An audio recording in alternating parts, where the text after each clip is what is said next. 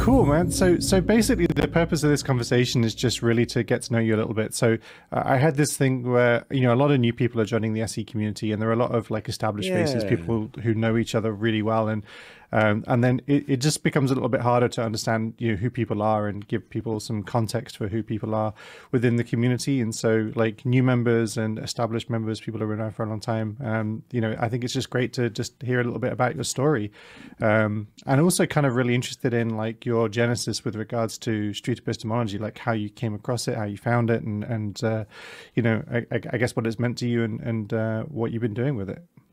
Yeah, and I listened to your last interview, which I really liked a lot. And so, yeah, I get the purpose of what you're trying to do, and I think it's great that you're doing this. And I really liked during the last interview that when you contacted him, he thought you were a bot, and you, and that's how the conversation started. Isn't that right? I thought he thought I was a bot. Yeah, like was it like your name is Deviant Robot. Yeah, Deviant Robot. Robot. Yes. Right. So yeah, that's right. Doc Stump. Yeah, he thought I was too polite, I think. So he thought I was, which is a damning indictment of the way people communicate on the internet these days, I feel. Yeah, that's awesome. Cool, man. So yeah, so like I know you and we've bumped into each other a fair few times on the SE review shows and things, and I've seen like a whole bunch of your videos. I watched the video you put out today, which was just a fantastic video, by the way. Congratulations on that one. That was just lovely. It was a great example of SE, and I'm genuinely sorry it didn't feel like at the end it came to a nicer conclusion in some way, like, or it landed more effectively with your conversation partner, but I do not believe that was on you. Well, there'll be a part 2, so okay, so we'll see how it ends. Oh wow, up, the story so far. Okay, cool. Well, I'm keen to see that. It was a great conversation. Oh, thanks. I appreciate that. And I hope it comes across when I do SE conversations that I really enjoy it. I mean, I really like to, I find it fascinating. I really like to go on a journey with people about their beliefs. And I like the whole critical coaching of the critical thinking aspect of it and everything that I like about it. And so, and also I'm happy to tell you my path to SE and, but let's get into that. But I'd like to kind of make it two-way too, because I'd like to kind of hear your path as well. Sure. Yeah. More than happy to talk about it.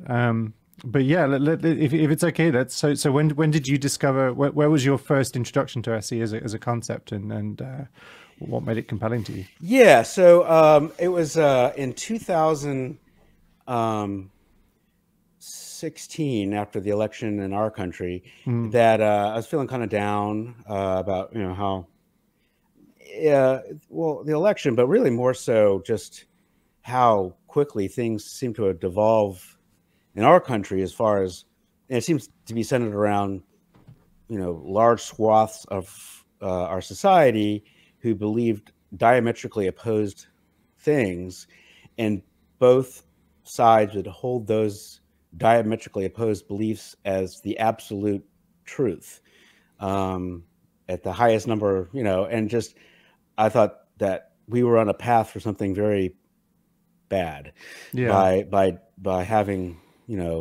thinking about things that way. And so I wanted to do something about it.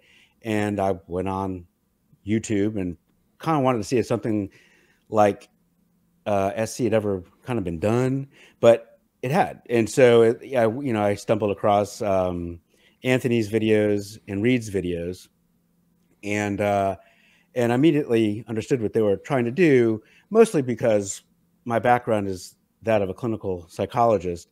Oh, cool. And and so I really understood, like, okay, right, this is kind of clinical psychology, but it's not, you're not helping an illness, you're not trying to correct a disorder in the sense, and it's not really directed towards an internal concept of who you are.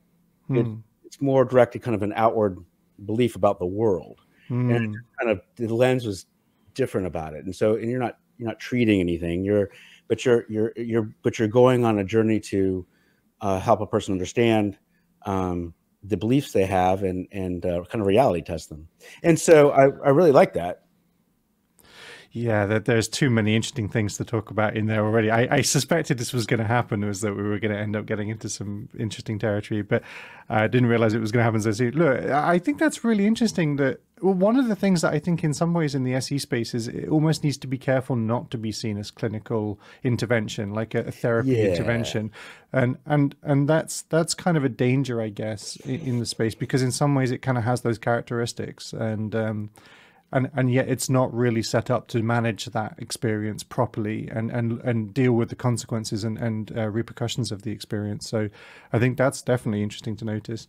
But the other thing you made me think about there is like the idea that maybe are bad ideas akin to illnesses in some small way? Like if you hold a bad idea that's actually harmful to you, like the divide between you having a self-destructive personality trait, for example, and you being self-destructive as a result of holding a bad belief, like I'm not sure like how I don't know how much distance there is between those two concepts.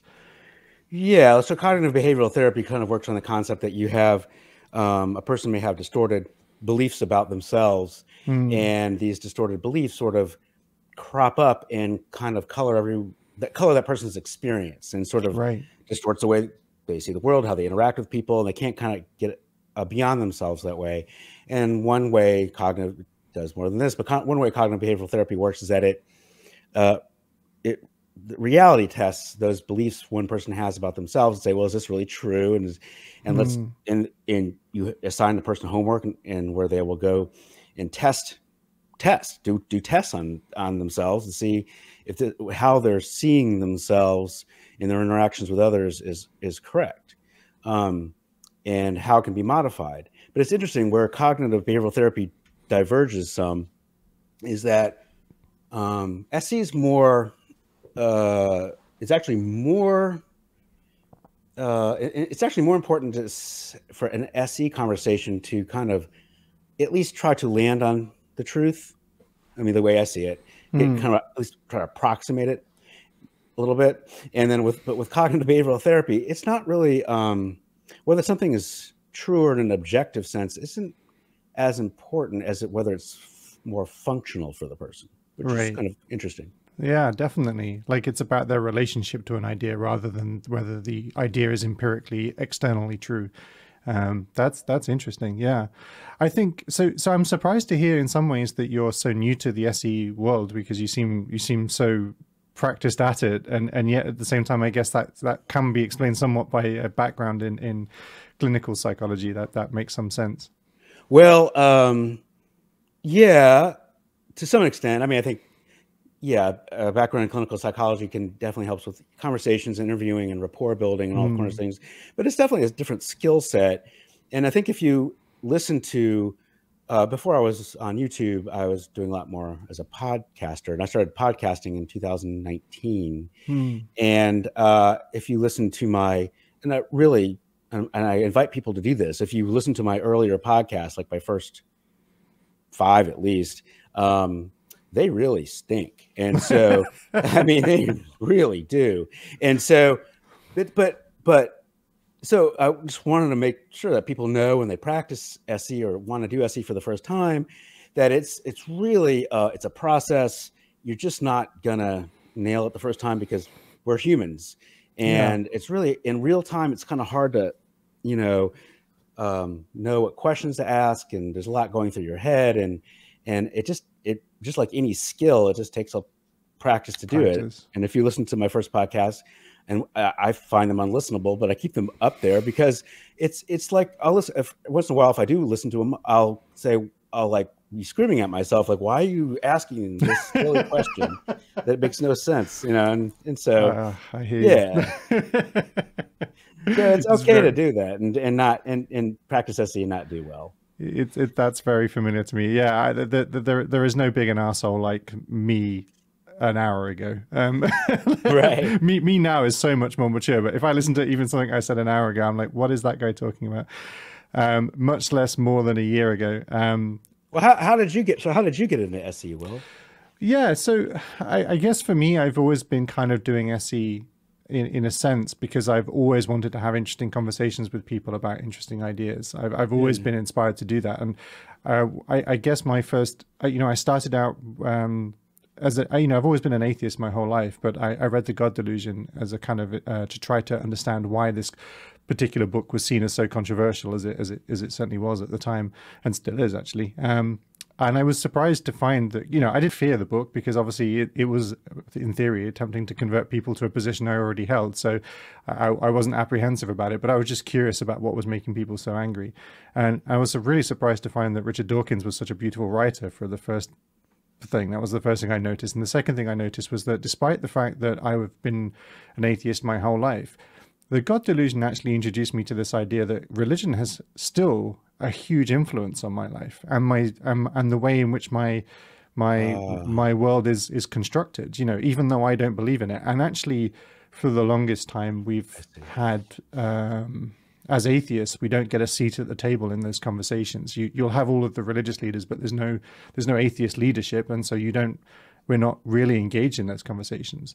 And that resonated with me because I used to see sort of lots of debates, especially around contentious and moral related issues. So something like abortion would be discussed on television. They would always have, religious leaders from a variety of groups and maybe one doctor sat in the corner with a relevant field, that could actually speak about this with a sense of authority. And that felt weird to me. And it was only when I read The God Delusion that some of that sort of clicked. And I was like, actually, it's not enough just to not believe in this thing, but actually these things are actually having an influence, and maybe I feel something about that. So you're saying that you had some beliefs, and in this case, you beliefs surrendered around atheism, and you went through your life and just had these beliefs, but it wasn't until you realized that the impact of other people's beliefs on the way you lived your life, that's when you realized or thought to yourself, maybe it made you more of an activist in this nature? I wouldn't say atheism is a belief. I think it's the not choosing to believe something else. But yeah, I think also that I think it was more a case of, I felt growing up, there was a sense in England at the time, because the Church of England itself had been sort of a diminished and sort of insipid thing. Like, it's not a strong religion. And the truth is the Church of England is sort of quietly sort of fading away into the background. It's becoming a slightly anachronistic idea and had been for some time. Yeah. And that's fine. And so there was a sense when I was growing up that just like I emancipated myself of the idea of Santa Claus, that the world was also growing out of this other idea of God and the church and things. And that was fine. And that it would just be naturally sort of falling away into the background. And it was reading things like the God Delusion, and of course things like 9/11 as well, would clearly bring into sharp contrast the fact that despite me not having this belief, I would be somewhat in a world where other people did, and that they would want to dictate how my world would work on the basis of those beliefs. And it wasn't just enough not to, not be aware of these things, I think. And so I find that fascinating, because I think a lot of people obviously have read the God Delusion and have been through similar experiences to 9/11, but there's something about it hit you in a certain way where you took it the extra step and wanted to get more. Yeah, well, what it did is it awakened within me, I think, an interest in these things. Politics, religion, foreign cultures, for example, like those were things that I was ambiently interested in, but didn't really feel like I had a connection to, like I was meaningfully had a relationship to. And I think the God Delusion, and then subsequently much of Christopher Hitchens' work, I think really inspired me to recognize that, there are arguments being had today that relate to these issues. And then I started reading more philosophy, Bertrand Russell specifically, and a lot of other philosophy. Started broadly trying to understand different political positions and worldviews and things. And I just fell into this sort of hole of just finding all of this fascinating. And I genuinely think all ideas are fascinating. I think there's very rarely an idea that, I don't think there are any ideas that aren't interesting. And they may not be true, but they certainly can be interesting. And then I think the other side of that is I have a high degree, I think, of empathy for other people. Like, I try to have a high degree of empathy for other people. And so I like... Which I get, which I which I hear when we do like review shows and stuff, which I really dig. So yeah, I don't know what it is, but you know, I guess I'm just lucky enough to have those characteristics. And so those two things about being deeply interested in ideas and deeply interested in and empathetic to other people, I think has led me to always be interested in having conversations about potentially difficult subjects with people. And so I used to do this thing where I would talk to people in taxis a lot. I used to get into a cab, and because we were in a, you know, we'd have like a half an hour with a complete stranger. Sure. I would like work on how I could respectfully engage my taxi driver in a conversation about, because normally the taxi drivers in London, they're from all over the world, and they have just got this amazing range of life experiences so you're in this car with this stranger that's got very likely this very different worldview to you. And it's just this wonderful opportunity to have a time-boxed, polite, respectful conversation with them. And the moment they realize, and this is one of the things I noticed, is the moment they realize that you're not being rude or offensive and you're not pushing an agenda, you really are listening to what they're saying and engaging with them, they will talk to you about anything you like. And so I've had some amazingly personal conversations with people. And I used to judge the success of my taxi journey by the fact that when the journey ended, when I got out of the car, if they asked to shake my hand, because that became so common that I realized that I'd messed up if they didn't ask to do that. They really enjoyed it. Sometimes I would give them an email address and say, you know, let's keep in touch. They very rarely ever did, but it was really good. And then I heard Anthony at one point mention in a talk that he did that he used to do the same thing. He used to use these taxi driver sort of situations as a little time box thing to do that. And I was like, yeah, I get that. So yeah, I was doing all of that before I bumped into SE. So your journey to SE was like, so how did you make the jump between like, you know, looking and finding Anthony's videos and then deciding to make the podcast? What was the motivation there? Yeah. So I found Anthony's and Reed's videos, and I actually started, and they're both incredible SEers, but their styles are just very different. And that's why it's kind of cool to just watch very different people. And so when I first started out doing SE, I was looking more at Reed's videos just because his questions can be very curt. And so I knew, like, when he asked a question, like, okay, I knew like this is why he's asking this question at this point. And Anthony, he's, you know, an incredible SEer. It's just when I was learning, it was hard. He's a very good way of like kind of not rambling, but just kind of, you know, just kind of having a conversation and talking. And he's getting to his question, and I'm like, all right, he's going somewhere, but I'm not sure where he's going yet. But when I started off, I kind of modeled after Reed, because when he would ask a question, I know, okay, he's asking this question now for this reason. And so that's how I just started learning. Yeah, Reed is great. I really don't like being nice to Anthony or Reed if I can help it, but yeah, you can't help it. No, I mean, Reed is just so impassive during the course of and it's almost as if he sort of tuned out, but then he'll just ask this like tactical question that's just so brilliantly placed, and it's so disarming because it's so simple. You know, one of my favorite videos of Reed is got to be probably one of his more popular videos, the Tia interview. Yes. Where he literally just asked her one question, and it was just so subtly placed that it just sort of, yeah. And the thing is, I don't think it was just the question. Like, in theory, the question is what was causing her to reflect. Yeah. But it was in relationship to how Reed had conducted that interview thus far. Like, it was not hostile. It didn't feel like a gotcha. Like, his whole demeanor made it feel like it was a genuine inquiry. And it was the genuineness that I think made the question land so effectively. It was just a wonderful thing to see. Absolutely. And I think it was probably that video that when I was checking out YouTube videos and thinking about these kinds of conversations, and I came across that one, and it was like, oh, okay, yeah, this I get why this works. Yeah. And then the more I checked out SE videos, and then I started watching Anthony's more, and it was his exchanges with the pair of Mormon missionaries. And I thought it was such a cool, it was kind of a series. And so if you're getting into SE, definitely watch the Tia from Reed, but also he's Cordial Curiosity. And also check out Anthony Magnabosco's with Mormon missionaries. And I think that's over 2 or 3 videos. Yeah. And it's really kind of cool to see the questions they ask. And there was moments there too, where, you know, they would stop and think and, you know, have moments of aporia.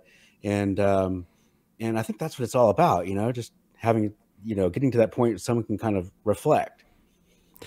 Yeah, for me, I remember coming. So I used to, from Dawkins and then Hitchens and a bunch of other things that I used to read. Yeah. And I'm an autodidactic learner, so which means I'm self-taught. Like I learn as I go. And in the same way. And I think honestly, that's like I think that's a thing that should be encouraging people to realize that you can. I was never in a position when I mean I left school at 16. I didn't have much of an education, so to speak, and you know I kind of fell into computers and IT, and I was really lucky at the time to do that because it just felt like it clicked with me. But I felt like the rest of academic education was something that was not really something that I was ever going to be able to engage with in a meaningful way. And then at some point, I think it was through, you know, things like, you know, Dawkins and Hitchens and his content that I suddenly realized, you know, I understand these ideas, and like they're talking about all these books and referencing these classic philosophers and classic logicians. And I was like, why don't I just go and look at these books that they've, and you start to read them, and the more you read, the more you realize, actually, this is starting to make some sense, and it's starting to click into place. And you suddenly realize, well, now I'm educating myself because I'm enjoying it, not because I feel like I have to. And that's actually a joyful thing to do. Absolutely. And you know, that's very meaningful when you are checking out reading philosophers because you want to read them as because you want to. They want to assign to you in a class. And so, yeah, it's a huge difference. That. So you left school at 16, and so school, this just that atmosphere didn't work for you. And no, absolutely not. Because you're obviously, I mean, the way I perceive you, I mean, I think you're a super bright guy, and it was really interesting that school wasn't for you, and that was not the way you learned, or whatever. Yeah, that's right. I have an article on my website, deviantrobot.com, which is called "Be Skeptical of Your Limitations," which describes, I think, the problem that occurs with people, and it talks about my journey learning to play the guitar. Where if I initially learned to play the guitar, I wanted to play. I had like a load of enthusiasm. I got a guitar. And then I didn't, at the time, I was really into heavy metal and punk, and I didn't really appreciate the blues or jazz. And there was this old jazz musician that my dad got me lessons with, and I found the whole experience thoroughly miserable. Like it felt like a punishment. Right. Like I would have to learn to play these like weird tunes, and this guy didn't understand my music, and my guitar didn't sound like, you know, Metallica. It sounded awful, and I couldn't work out how to get from where I was to where I wanted to be, and so I just ended up giving up. But then much later, a friend of mine basically introduced, who you know was a music kid. he grabbed the guitar, tuned it up, and was playing "Smells Like Teen Spirit" by Nirvana, which was a song I absolutely adored at the time. And I thought he was a wizard. Like I couldn't understand how he'd done this, and so he showed me where the chords went, and then I started practicing, and I just never stopped. And I absolutely love to play the guitar now. Yeah. And what that made me reflect on was this idea that we too often learn about our limitations. If you have a bad time at school or learning a subject, you're likely to conclude that you can't engage with that subject. There's something about you that can't learn to read a long book or engage with politics. Or I really do hate this expression that you hear with people, like, I'm not so smart, like I'm not a smart person. And I think that's something they've learned about themselves, and I just don't think it's true for the most part. I just think that they've accepted it, they've internalized that limitation, and that's what's largely preventing them from choosing to engage with things that are what you know, as they would define it, smart. You know, I couldn't agree with you more. I mean, in the sense that whenever I come up against roadblocks or whatever, and I'm not the first person at all to say this, but it's just that no one puts obstacles in front of myself more than I do. 100%. And I just, you know, whenever I think I can't do something, or I shouldn't do something, it's not someone else telling me that, oh, Mark, should you do that? It's just me. And I really try to get better at just trying stuff, you know, like, and that's back to SE. If people have probably put roadblocks in front of themselves, I'm not going to be very good at it, or I'm not, or this is, you know, I don't want to hurt rapport with a person or something, and just, you know, just that's a block you're putting in front of yourself, and just try it. Yeah, and also don't be afraid. Like your first encounter with something, like just like my first encounter with learning to play the guitar, like I tried it, I was trying. It's just that it didn't resonate with me. And maybe what I thought I learned from that was that I didn't have the DNA that was necessary in me to learn how to play a guitar. But what I actually should have learned was, hey, learning like that didn't work for me. Is there a different way I could learn? Are there other teachers? And you just.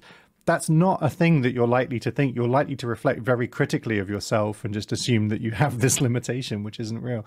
But yeah, so I kind of, for me, I fell into this space of not just learning about sort of the atheism and theism dynamic, but also learning about philosophy and learning about ideas and reading and sort of discovering that, you know, I could become engaged with these topics. There wasn't this invisible wall that prevented you from engaging with academic topics purely because you're not in academia.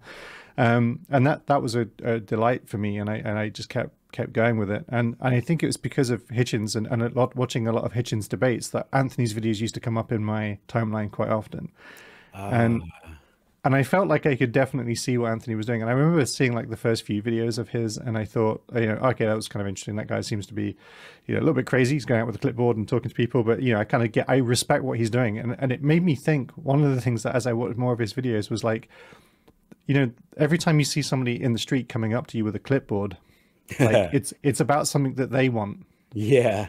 Whereas actually, like, you know, you could say he's getting the video out of it, but fundamentally what Anthony was doing was trying to help give something to them, like legitimately do something for the person he's speaking to. Absolutely. And I think that was really interesting to me, that like, why aren't there people going out there advocating for rationalism? It seems absurd, but like, because people will, you know, hold plaques and shake fists in the name of all kinds of causes, but nobody's out there championing critical thinking and rational thought, you know, and civil discourse as well. And so, yeah, I was like, well, that's just charming all day. And so I decided to jump into the Discord community, and that was about 2 years ago, I think. Now, okay, so right. So basically, when it first started up, you were in there. Yeah. Well, so the thing that I noticed, and I'm so sorry, I'm talking about myself far too much in this conversation. No, I really want to hear this. But the thing that I noticed afterwards was that I had heard of this street epistemology thing before. And it was only later, much later, after sort of joining the community, rather naively, I guess, I hadn't connected the dots to the Manual for Creating Atheists book, which was a book that I had picked up and read because it had been recommended on some podcast I'd listened to. And I thought, okay, well, I'll give that a go. Right. And I'd put down almost immediately. It did not resonate with me at all. I disliked it. I felt very much like it was going to be, if it was a Manual for Creating Atheists, it was a manual for creating the sorts of atheists I didn't like, slightly obnoxious, very assuming atheists who did not empathize sufficiently, I think, with people with religious views. And it seemed like if there were, I have subsequently gone back and read it cover to cover, and there are the good ideas in there. There is the essence of what SE is now in that book. But there's an awful lot I don't like about the language and the tone. Even though I felt that the book was trying to speak to me directly, I just could not resonate with it. So I was wondering if you'd read that and what your thoughts were. I didn't read that book. So it's interesting. And it might be a generational thing, or I don't know. But you know, you correctly said that atheism is a lack of belief and not a belief in itself. And so I probably have been an atheist my whole life, but never really thought about it, you know. And I definitely really have never identified with it. It's just it's just something, you know. And we've talked about this before. It's like, and I know Sam Harris has a thing where he talks about someone who doesn't believe in astrology, and you know, why would they identify themselves as a non-astrologer? Right, exactly. You know, and I kind of think the same way. And I don't like, why would I mean? To me, it's just I I identify with the concepts, but as far as holding that as an identity, it's just that is foreign to me. And so Yeah. when I read books, which it seems like this, like a manual for creating atheists, that I'm thinking that wouldn't, for the similar reasons that wouldn't, I probably wouldn't get through that book. I think that's a remarkable. So firstly, I think it's an expression of the null hypothesis, ultimately, isn't it? That by default, we don't believe in something we've never heard of or have no reason to believe in it. And then if people give us reasons to believe in something, we may become convinced and be sufficiently convinced that we end up saying that we believe this position. Yeah. But by default, we don't believe anything because we're not aware of it. So a child is born, a child is neither, I would say the child is an atheist in the sense that they do not believe in the theist. They're a non-theist, which is kind of how I view atheist. But, you could say, well, the child has not made a decision about that yet. But I would say, well, therefore they don't believe, right? And anybody who doesn't believe, in my view, is an atheist. But in any case, fair enough. But I think the truth is that when you get to a certain point, I was the same. This idea that I never felt that, even though I would say, if asked, I would say I was an atheist, I never felt that it was something that was important or meaningful. Like I just kind of, I kind of grew up assuming everybody else was eventually going to be an atheist, and that those people, there was a thing that one of the things that I thought was remarkable was the shift, cultural shift towards accepting sort of the anti-homophobic sort of narratives in mainstream media for a long time in England. So it's a weird transition, but it wasn't a huge, violent, aggressive movement that caused the mainstream shift in attitudes towards homosexuality in the UK. It was an increase in the amount of just social awkwardness around people that still seem to be holding on to very old and outdated views about homosexuality.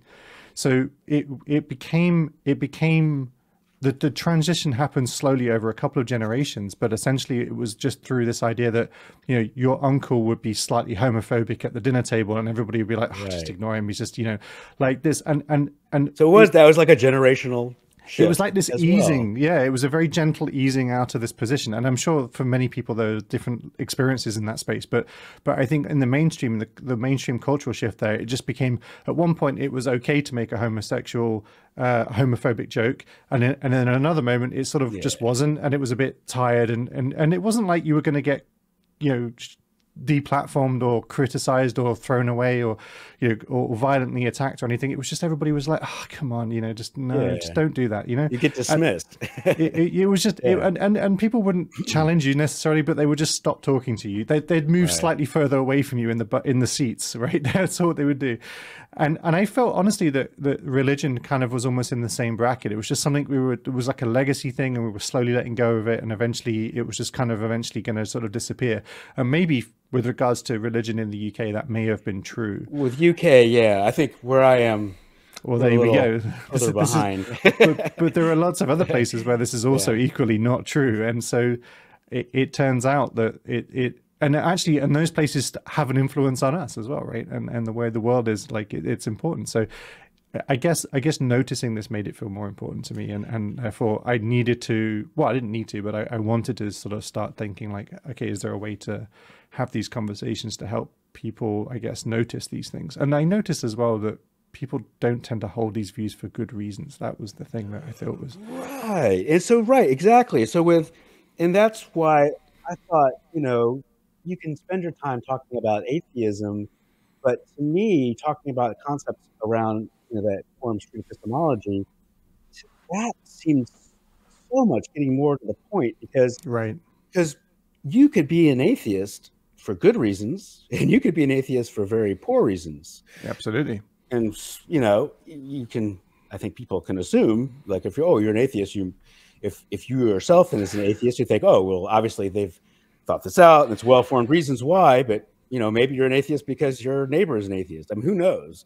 Right. And so it's more not that, it's more getting to the reasons why. Right. And so that, I think, really reflects why I think focusing more on a street epistemological or an epistemological perspective might be more. Absolutely. You mentioned at the beginning that the political dichotomies in America that are certainly not seemingly getting much better. We had Brexit over in England, and one of the things that made me deeply sad was not that we left, although I wasn't a big fan of that decision, but because I actually think the issue is sufficiently complicated that it's very difficult to have known what the right thing to do in any given moment would have been in this space, right? But the thing that really made me sad was the poverty of arguments on both sides.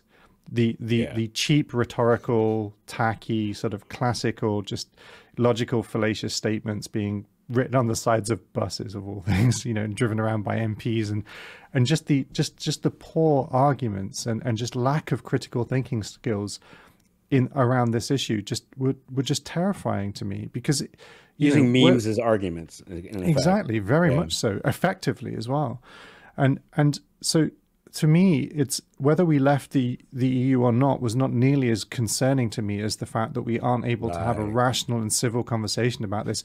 And that means something, you know, the rational part of it really has to mean something. So yeah, that definitely alarmed me quite a lot. I don't see it getting much better, sadly, but I do think the street epistemology movement is at least some move that is being made to push back against that idea, to try and encourage critical thinking in other people.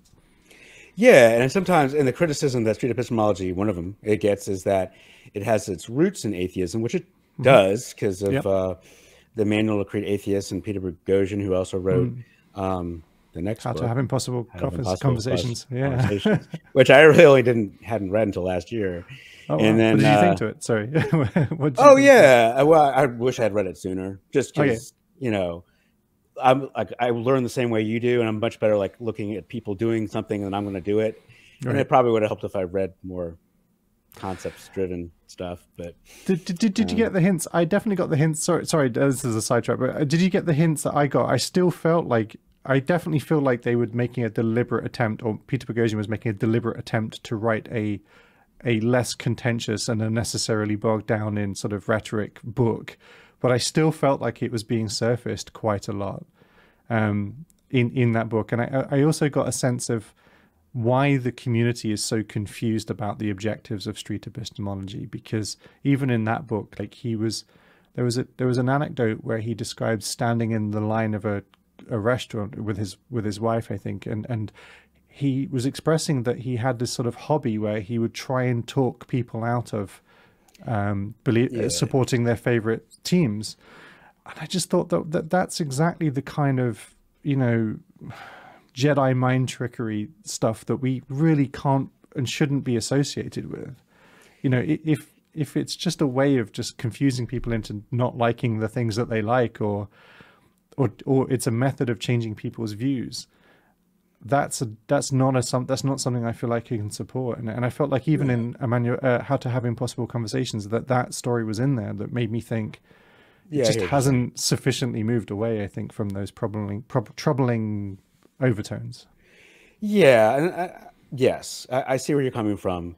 And I think part of it is, I think probably when he wrote the book, I don't think he realized where we'd be now with kind of the epistemology. I don't know if it's a movement but you know, I think so.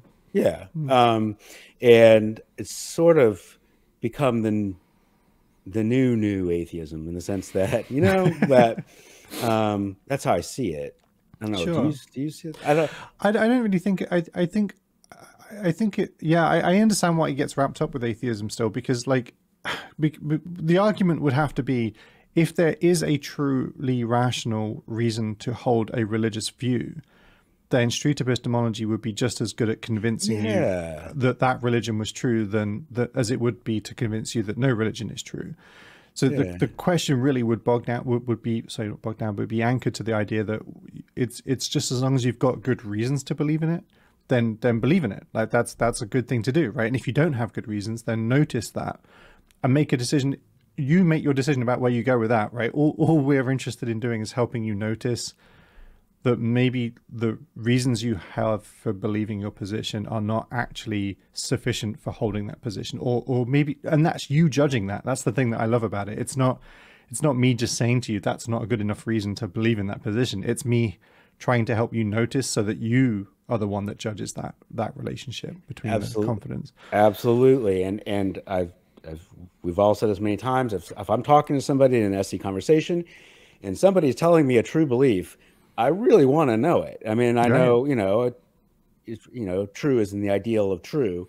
And I would really want to know that I would like to align my beliefs to that person, like what that person is saying. Right. Only way to know that, the only way to, as far as I can tell, to know how to do that is to ask those kinds of questions about reasons and methods. And I don't know where else to go if we don't talk in those ways. People talk about alternative epistemologies, and one of the criticisms you hear about SE sometimes is that it's grounded in a very rationalistic or naturalistic philosophy and epistemological roots. And I think that, when people make those comments, I really just don't understand what else you have. Like, I mean, of course, you could believe something from a presuppositionalist epistemology. You could just presuppose that the world is full of invisible pink elephants if you wish to.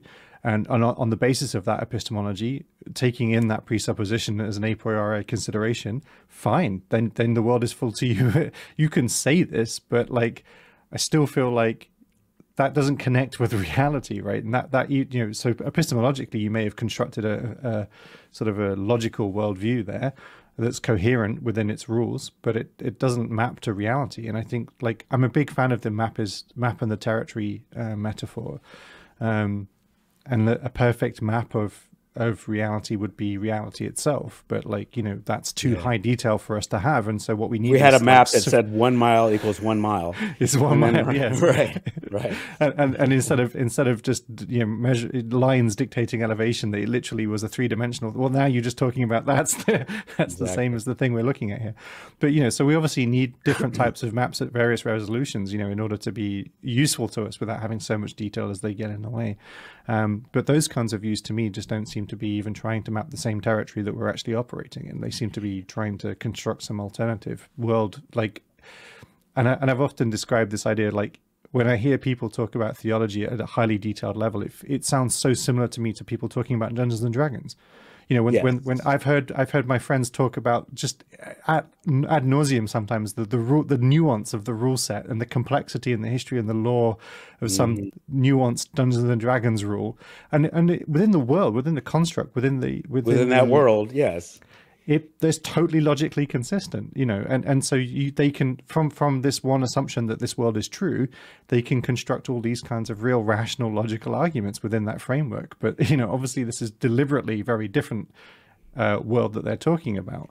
So yeah, I don't know, I just find this fascinating stuff. Yeah. So along those lines, so street epistemology, it has to function on a premise or two.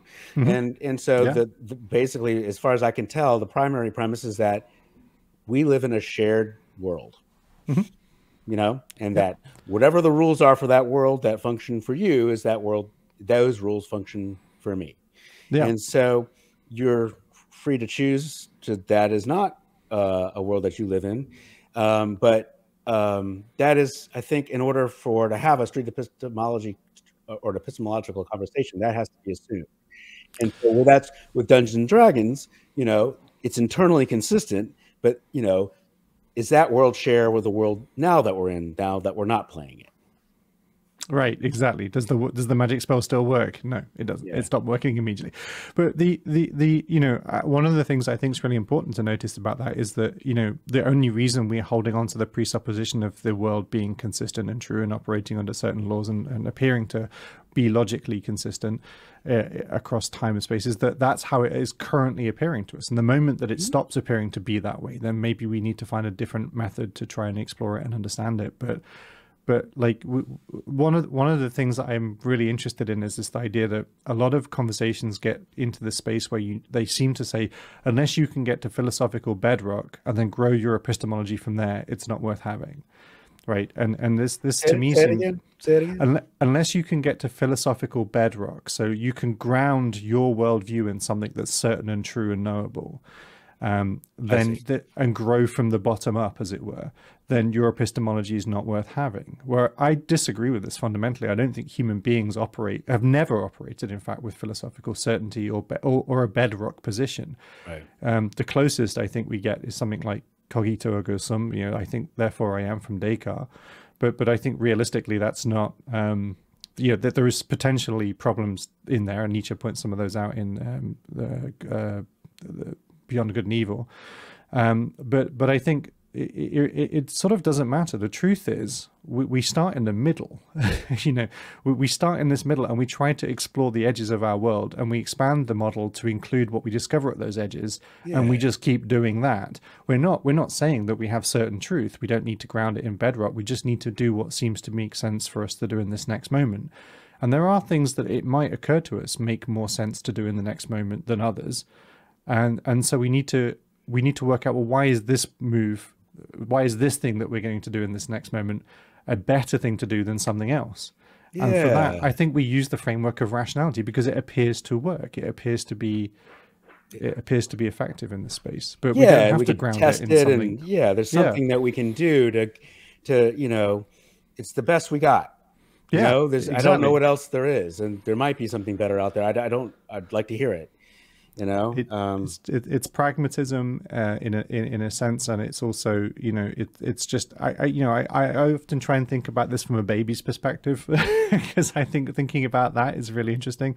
Like, babies as scientists, they experiment, they play with things, they work it out, and they learn, right? And like, children are just like this. They figure stuff out. They want to know what's inside the little toy, and they pull the toy apart and they find out. They don't understand it, but they looked, and like, they assume there must be something in the little thing, and and they broke the toy, and that's a problem. But like, there's something called object permanence when a child when something, there's an object, and if that object is there, and all of a sudden that object appears, something's happened. The child has to learn that object still exists in the universe, but it's just not in view, and that is an acquired skill, and that's that's a baby scientist.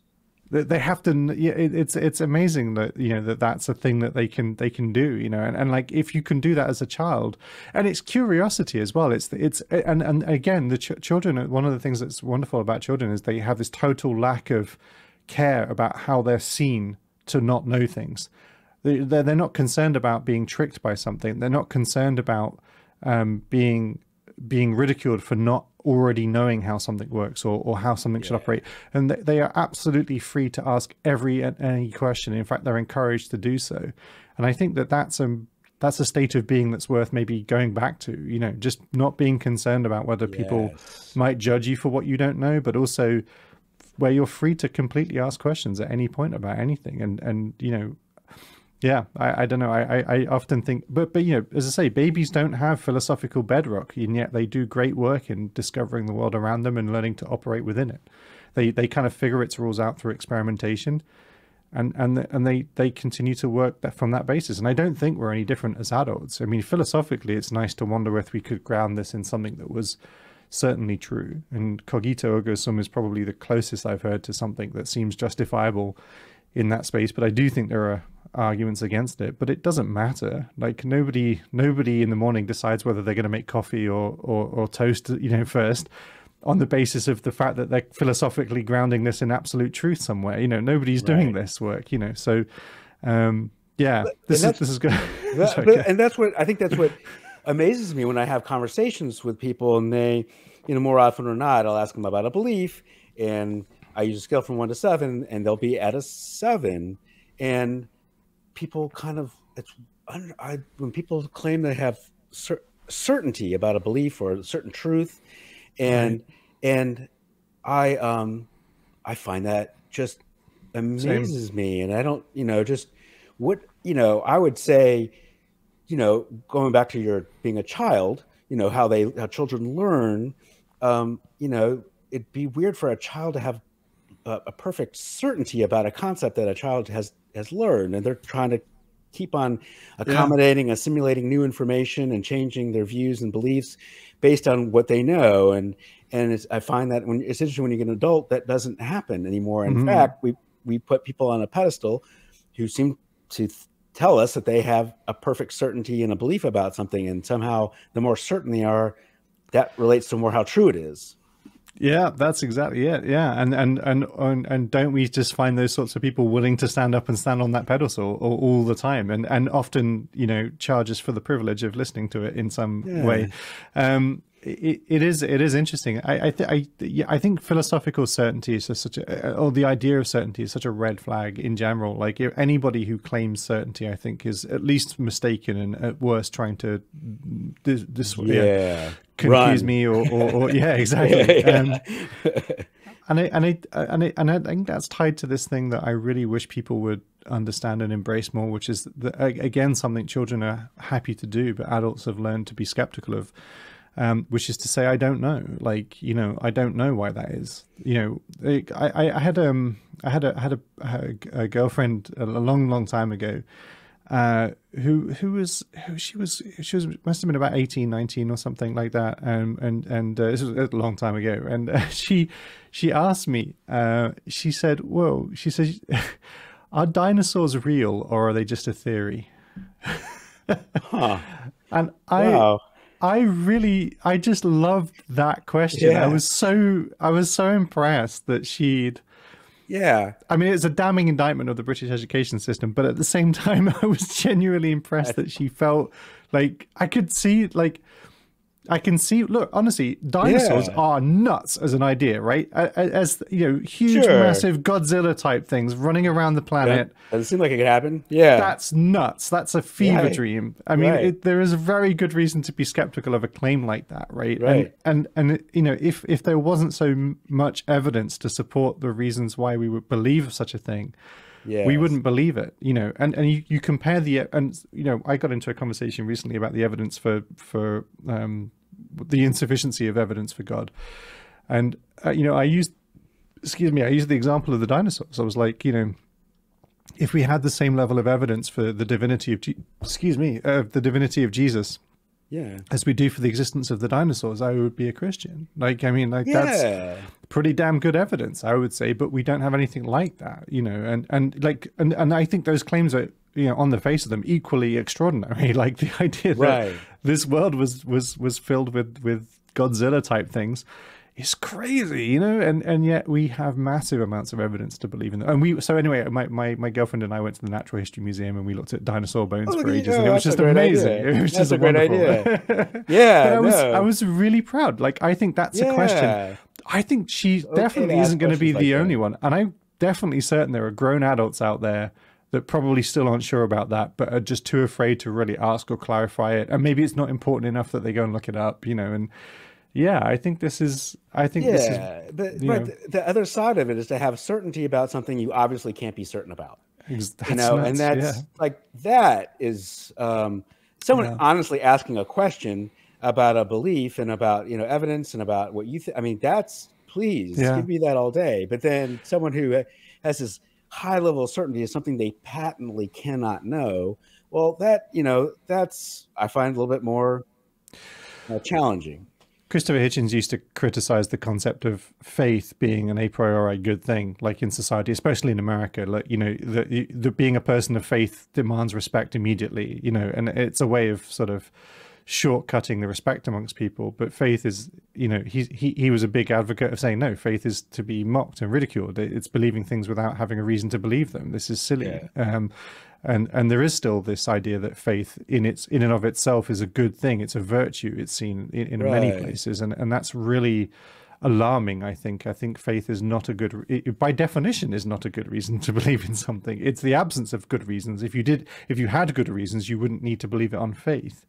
And yet we have that virtue, and it's alarming to me that it's still so prevalent, I think. And I think it's interesting. And then when SE, you know, I'm sort of attuned to SE criticisms. Another criticism that SE gets is that when we talk about faith, we're not talking about faith in the way other people are talking about faith. You know, the way we talk about faith is in the sense of knowing something that we don't know, or knowing something that there's a lack of evidence for that thing to be known. And then we're not talking about faith the way other people are talking about faith, maybe in terms of trust or hope or those kinds of things. I just think that's interesting. Yeah, it's definitely true. People bundle these words in ways that that means that we end up talking past people, and that can be really unfortunate. It's definitely it's useful to check your definitions with your interlocutor at all times, but I think the concept that there is still this idea that faith is a good thing, and I think that confidence in something still needs a reason, right? So if you're using faith as a synonym for confidence, or even to say, and if you're using it as a synonym for hope, for example, then I would say, if you hope something is true, that doesn't make it true, right? And like, why act in the world as if it were true on the basis purely of hope alone? So I think they're all very strange in any case. I think these things that are bundled into this word. But when you're doing an SE conversation, it's really always really good idea. Like when you hear that word, faith, stop what you're doing and say, okay, what do you mean by faith? What do you mean by faith? Exactly. It's very true. I need to be much better at that. It's definitely something I'm not good at, and I need to learn to be more careful to not presume that I understand what my interlocutor means by what they're saying. Oh yeah, me too. You are much better at it than I am, sir. I notice it so well in your videos because you're very methodical in it, especially at the beginning of your videos, to move through the steps. And I got burned a few times. If you someone being spiritual for an hour, and at the end of the hour, like, wait, what do you mean by spiritual? What do you mean by spiritual? Exactly. What did we just do? Right. Yeah, exactly. It's always surprising to hear how people have very different relationships to these terms, even if you think you're.